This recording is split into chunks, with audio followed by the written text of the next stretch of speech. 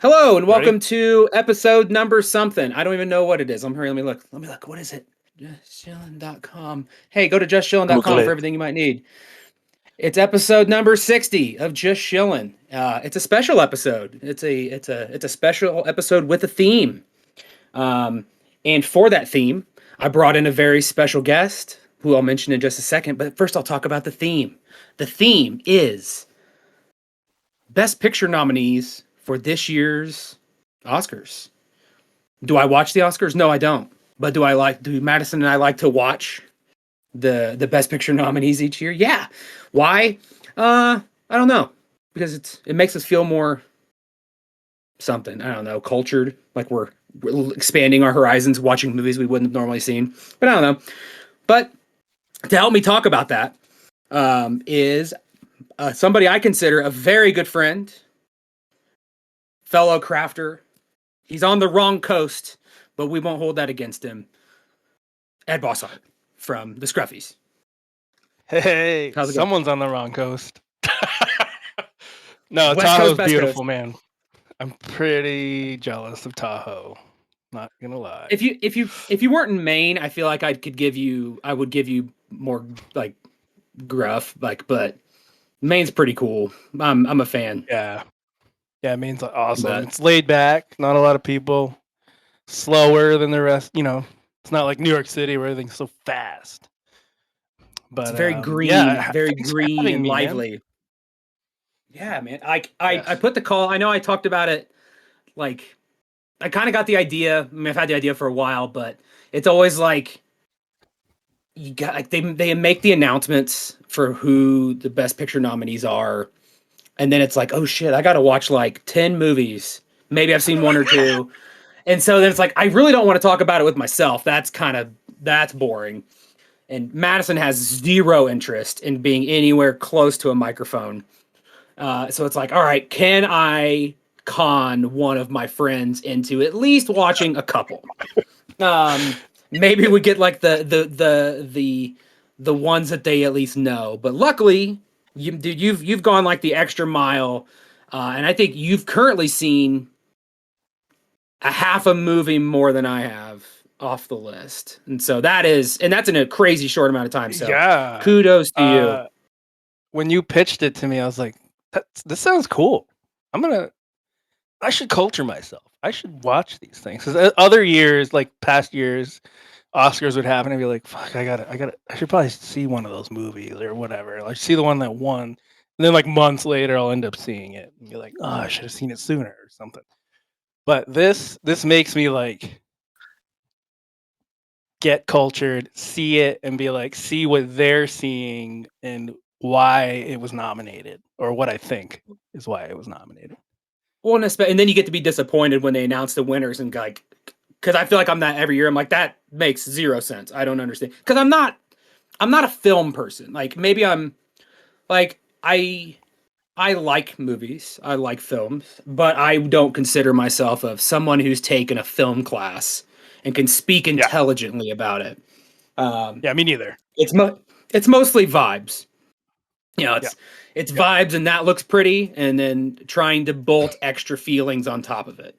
Um, and hopefully that makes it more relatable to the people who probably listen to this, our friends who have varying degrees of film knowledge. Because I think at the end of the day, it's not about trying to pick, for me at least, like pick the best film, but it's trying to like expand what I've seen so then I can appreciate the stuff I do love more. And also just, especially when we do it so Exactly. in such a tight constraint, it's like if I would have watched one movie 6 months ago or 10 months ago versus doing so many of them in a short amount of time, it's like you really start to notice the differences uh, in things. But Hmm. all that to Yeah, say, it's all it's that.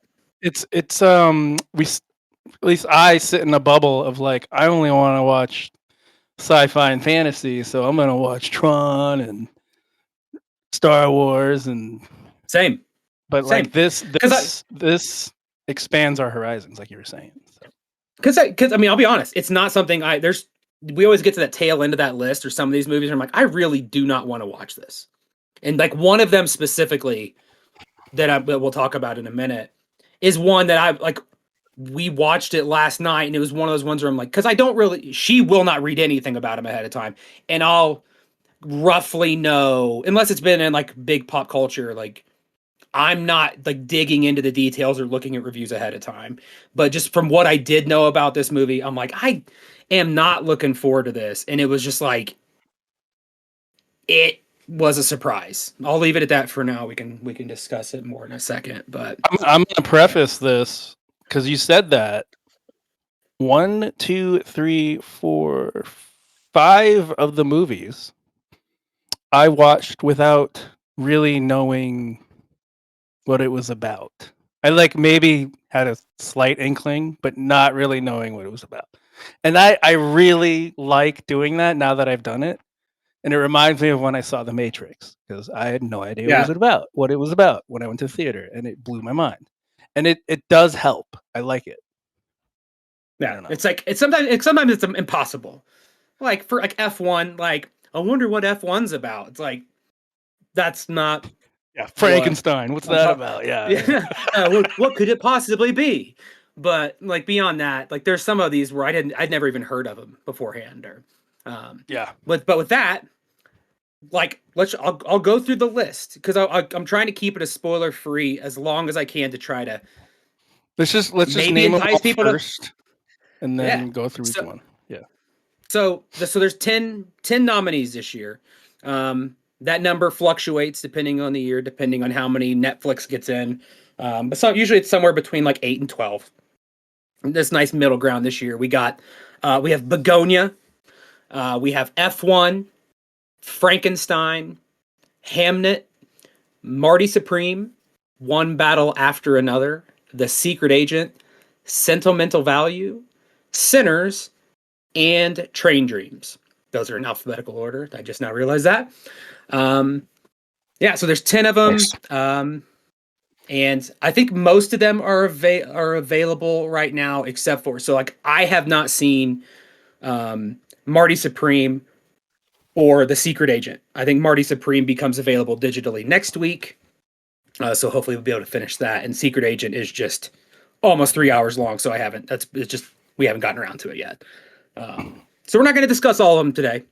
We'll discuss as many as we can, as many as we've both seen, and go from there. And maybe we'll do a supplemental in a couple weeks, right before the awards, just to see if any of our feelings have changed. Because I know I'm personally guilty of every movie is a 9 or a 10 within the first 48 hours of me watching it.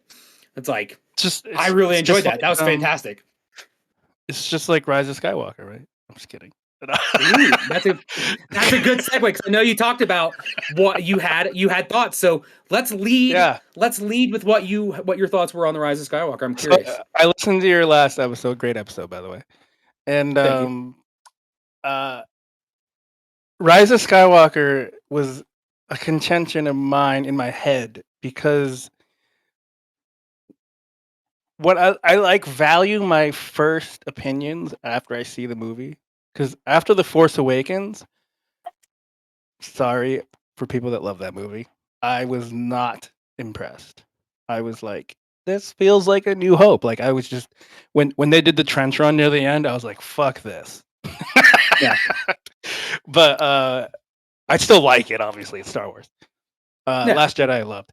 Rise of Skywalker, I walked out of, and I liked it for some reason. I remember coming out of. I think, and I know why. I know why. It's because they tried to answer questions. Because the first two movies set up so many questions, and you're like, "What the fuck are you doing? You have like 800 characters now, and you have no origins like for some of them, and you're like questions, just questions everywhere." And then Rise of Skywalker comes in, and it's like, "Oh, this is what Snoke origin, like this is the clone tanks and stuff, and blah blah blah." I was like, "Oh, finally, they're like telling us some shit." Not that that needs to happen, like previous Star Wars is all done in books and shit, but I applauded the Rise of Skywalker for that, and I think that pushed me towards liking it at first. Then I started thinking about like the Star Destroyers, and that just I didn't really love that at all. But overall, I just wanted to say that I came out of the movie theater liking it more than I did walking out of the theater of The Force Awakens. Sorry. Hey, For people that are hey, and if that hurts somebody's feelings, then maybe it's just it shouldn't. Don't let that change your opinion. Like I enjoyed Force Awakens, but I understand where you're coming from. Like it is the same movie. Yes, I know that the Daisy Ridley filter, like, is an automatic +10 to everything for me personally, and yeah. that's my own bias. You're I right, think her for me with outfit is good, by the way. Rise of Skywalker, dude, I know, like, Jiminy Christmas. Like Also, it's Leia's a white problem for me. white outfits. Leia's Hoth white outfit is awesome too. So I don't know, Padme in her white outfit, something about it. It was life changing. Padme's, and I mean, I know I'm of a certain age, so it's like I can't speak to Leia and Carrie Fisher, but I get the sentiment that some of our friends talk about with that when it's like, oh no, Padme, vivid. I remember vividly coming out of, like Attack of the Clones or the Phantom Menace, and like walking with my buddy to Books a Million next door to the movie theater and being like, "Do you think they have any picture books for Star Wars like already? Like right now? Like Maybe I some know the pop movie up just came books. out. Yeah, do you think there's like I just need to like, 'cause this was back before like we had cell phones in our hands, and it's like I don't have time to go home and get on the internet and like wait for interlaced photos to like slowly load. Right. Like On your but I dial up. need to like, man, being like a young kid is a wild time, and I don't miss it and I don't envy it. But shout out to Yeah. all them going through it right now. Whew, best of luck. Yeah. But yeah, Yeah. So I for just wanted Rise to of mention that because you had talked about it. So yeah, dude. That's I mean, how do you feel about it now? Are you still in the same like digging it without I still overthinking it? applaud it for its attempt to explain things. I like most of it, I think. I don't the Star Destroyer thing really throws me off. Like why you don't have to have that many. You don't have to I don't know. Like Like the it four was over billion, the 4 billion Star yeah, Destroyers. Yeah, it was over the top to me. And they didn't have to do that and that kind of pissed me off. But I love at the end when all the citizens come together and they have all their ships and they come in and help, like with Lando in the lead. Like that always goosebumps. Um, but yeah, overall the movie, I don't know. Like, when's the last time I saw it? Right, like a while. yeah. Same with It's Force time's Awakens, though. time's flying, man. It's 2026. Woo. I'll watch The You Last Jedi over both of them, though. Like, oh, if I'm like I want to sit down and watch a sequel movie, it'll be The Last Jedi. you gave your hot take. I'll give mine. The Last Jedi is my favorite Star Wars movie, right? As of right now, like, and Overall, or yeah, like all it's currently my time. favorite. Oh, Yeah, damn. Okay, nice. it's currently my favorite. It's wild stuff. Um, when you talk about the Star Destroyers and the good guys coming in at the end, like it gives you goosebumps. But then I always laugh at that part now because I'm like, I try to picture like what was it like being like the art crew and people, the CGI guys working on it. Like I just picture there's a slider like that controls the number of like elements. Like okay, with over here it's like we have 3 Star Destroyers and you slowly drag it and the guy's like looking over his shoulder. It's like how many do we want? It's like just go all the way, just go all the way right. Just it's like and there's just like all of a sudden there's a Just billion Star fill Destroyers. it. Like it's like you don't think that's too many. It's like no, I think that looks good. Like I think then we don't have to render stars in the background. There's just all Star Destroyers. Same thing happened at the end where it's like, how many ships should come to the rescue? It's like, I think how far right? How far does that slider go to the right? Just go all the way. not to make this a Rise of Skywalker podcast, but I think JJ did it to himself when he made Starkiller Base so powerful. Like if you think of what it did, like destroyed an entire system or more than one system. I don't know, like It the consumed a beams sun. the beams came out and then like went and then split into other beams and I was like, what the fuck is this? And I was like, I don't know, it was super ridiculous and also super ridiculous and super powerful. But then how do you beat that? Oh, let's have like a million Star Destroyers with planet destroying capability. Let's go to a planet where nobody can find, but then we'll still hide all of these Star Destroyers under the ground. So no one so that way, if case somebody does find this planet, they won't find the billions of Star Destroyers under the right. surface of yeah. I don't know. There's a lot of things I think JJ shot himself in the foot with in The Force Awakens. That's just my opinion. I think he went more towards nostalgia, and it hurt him in the long run. The whole trilogy Yeah. in the long run. Oh, for sure. It's bored like plot over story. Yeah. Anyways, Yeah, rolling yeah, into the Oscar noms. All right, so we're not. I don't think there's any way for us to talk about these without. Like, I'm gonna try not to go into too many. Like, I think it's gonna be avoidable. If you don't want to get spoiled, maybe I'll try to like. For each one, we'll try to be like, we can talk about it high level, and then we'll be like, all right, then I'll try to put chapter. How about chapter markers? We'll talk about it lightly, and then we'll be like, spoilers going forward. Skip to the next chapter if you don't want to hear about anything bad or spoilery about this movie. And I But just by the want way, to preface. F1's about cars, so Yes. go ahead. Spoiler alert. I just want to preface that all these movies, every single one of them, the acting is superb. Like there's a reason they were nominated. So like, Oh yeah, if I said I didn't like it, it was probably leans more towards like plot and stuff because it was executed well for what it was. That's why it was yeah, nominated. Directing, acting, writing, awesome. Just get a that out million of the way. percent. And I'll also I have like scores for each one of them, and just to be clear, I am not rating these with these scores of like what I would give them on Letterboxd or IMDb. It's really just in reference to each other in Each other, short yeah.